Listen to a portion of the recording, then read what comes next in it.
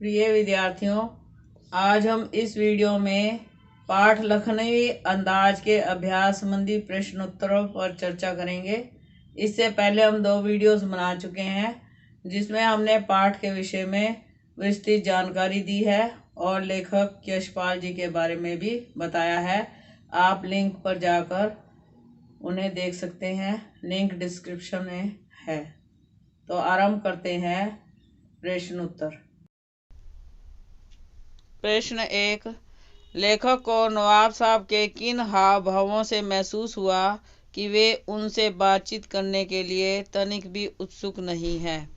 तो इस प्रश्न का उत्तर आपको अपनी पुस्तक में पृष्ठ संख्या 78 पैरा अर्थात गद्यांश दूसरे और तीसरे में मिलेगा।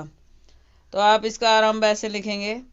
भीड़ से बचकर यात्रा करने के उद्देश्य से जब लेखक सेकंड क्लास के डिब्बे में चढ़ा तो देखा उसमें एक नवाब साहब पहले से ही बैठे थे। लेखक को देखकर आगे पॉइंट्स में आएगा। नवाब साहब के चिंतन में व्यवधान पड़ा। व्यवधान का अर्थ है बाधा, जिससे उनके चेहरे पर व्यवधान के भाव उभर आए। नवाब साहब की आंखों में असंतोष का भाव उभर आया। तीसरा, उन्होंने लेखक से बातचीत करने की पहल नहीं की। जैसे कोई चढ़ता है डिब्बे में तो बातचीत करते हैं, तो परंतु उन्होंने पहल नहीं की। लेखक की ओर देखने के बजाय वे खिड़की से बाहर देखते रहे। कुछ देर बाद वे डिब्बे की स्थिति को देखने लगे।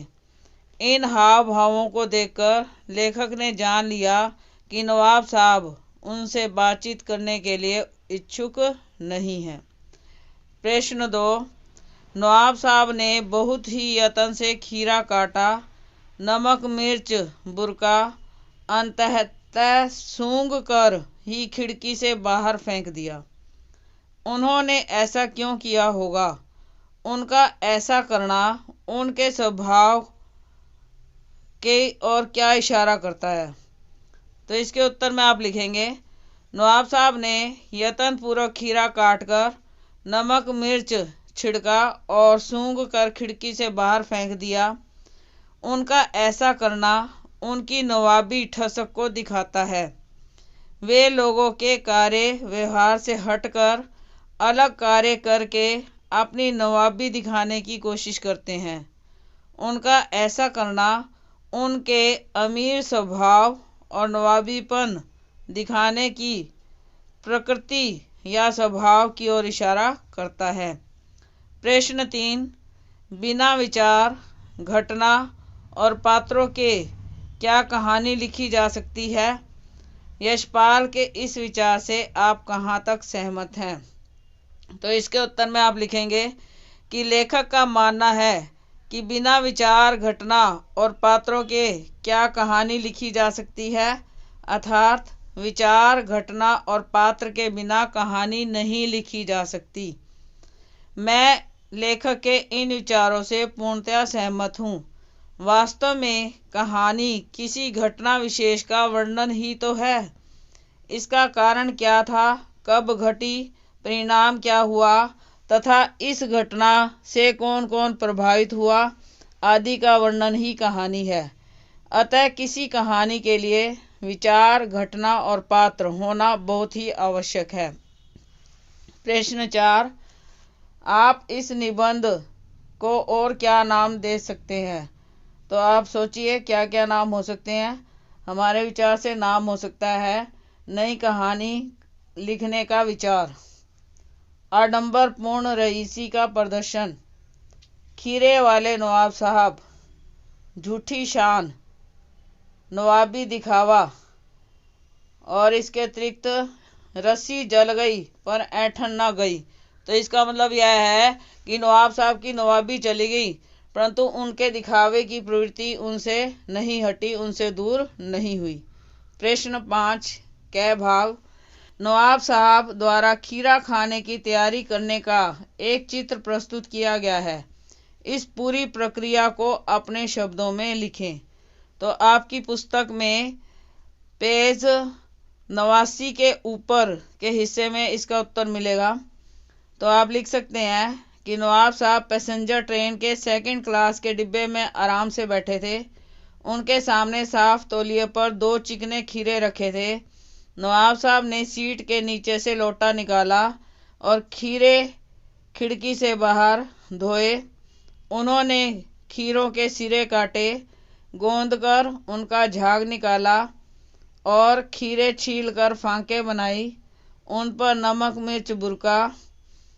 जब फांके पनियाने लगी तो उन्होंने एक फांक उठाई, मुंह तक ले गए, सूंघा और खिड़की से बाहर फेंक दिया। ऐसा करते हुए उन्होंने सभी फांके खिड़की से बाहर फेंक दी और लंबी डकार ली। ख भाग, किन किन चीज़ों का रसास्वादन करने के लिए आप किस प्रकार की तैयारी करते हैं? तो इस प्रश्न का उत्तर आप स्वयं कर सकते हैं। किसी एक चीज़ को तैयार करने के लिए, खाने की चीज़ को तैयार करने के लिए आप क्या क्या करेंगे, उसमें आप बताएंगे। प्रश्न 6, खीरे के संबंध में नवाब साहब के व्यवहार को उनकी सनक कहा जा सकता है।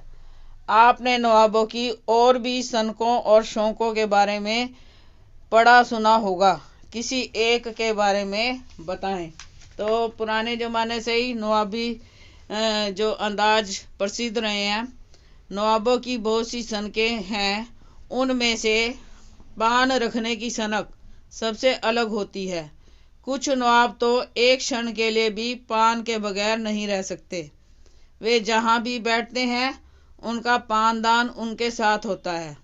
वे बड़े आराम से पानदान में से पहले पान का पत्ता निकालेंगे, उसकी डंडी को बहुत यत्न से कैंची की मदद से काटेंगे और फिर पान तैयार करेंगे।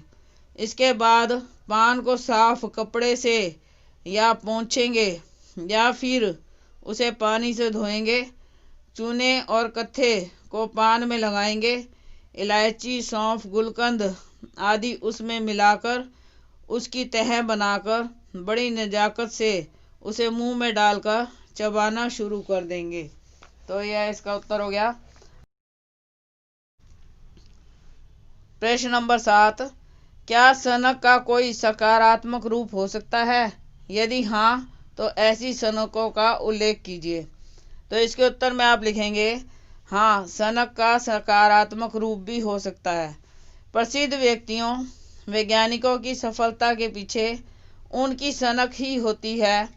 वे अपनी सनक के कारण ही अपना लक्ष्य पाए बिना नहीं रह सकते और जब तक लक्ष्य प्राप्त नहीं करते नहीं रुकते। बिहार के दशरथ माझी ने अपनी सनक के कारण ही पहाड़ काटकर ऐसा रास्ता बना दिया जिससे वजीरगंज अस्पताल की दूरी सिमट कर 1/4 रह गई। अपनी सनक के कारण ही वे भारतीय माउंटेन मैन के नाम से जाने जाते हैं। ऐसे ही इतिहास में बहुत सारे लोग ऐसे हैं जिन्हें देश की आज़ादी की सनक थी और उसके लिए उन्होंने संघर्ष किया। तो सनक का सकारात्मक रूप भी हो सकता है। प्रश्न 8, इसमें आपने क्रियापद छांटने हैं और क्रिया का भेद बताना है। क्रियापद अधिकतर वाक्यों के अंत में मिलते हैं और क्रिया के भेद 2 माने जाते हैं, अकर्मक और सकर्मक क्रिया। जिस वाक्य में क्रिया का प्रभाव सीधा कर्ता पर पड़ता है, कर्म नहीं होता, वहाँ कर्मक वाक्य होते हैं, अकर्मक क्रिया कहलाती है। और जहाँ पर सकर्मक क्रिया होती है वहाँ पर कर्म होता है और क्रिया का प्रभाव कर्म पर पड़ता है। तो पहला वाक्य है, एक सफ़ेद पोश सज्जन बहुत सुविधा से पालथी मारे बैठे थे। तो यहाँ पर अंतिम शब्द जो बैठे थे वो अकर्मक क्रिया है। ख भाग, नवाब साहब ने संगति के लिए उत्साह नहीं दिखाया। दिखाया क्रियापद है और यह सकर्मक क्रिया है। ठाली बैठे कल्पना करते रहने की पुरानी आदत है। यहाँ पर बैठे शब्द अकर्मक क्रिया में आएगा। कल्पना करना अकर्मक क्रिया है, अकर्मक क्रिया। घ भाग, अकेले सफ़र का वक्त काटने के लिए ही खीरे खरीदे होंगे। काटना सकर्मक क्रिया, खरीदे होंगे अकर्मक क्रिया। अगला द भाग, दोनों खीरों के सिर काटे और उन्हें गोंद कर झाग निकाला। तो यहाँ पर काटे सकर्मक क्रिया है, निकाला सकर्मक क्रिया है। च भाग। नवाब साहब ने सतृष्ण आंखों से नमक मिर्च के संयोग से चमकती खीरे की फांकों की ओर देखा। तो यहाँ पर देखा सकर्मक क्रिया। और अगला है 6। नवाब साहब खीरे की तैयारी और इस्तेमाल से थक कर लेट गए।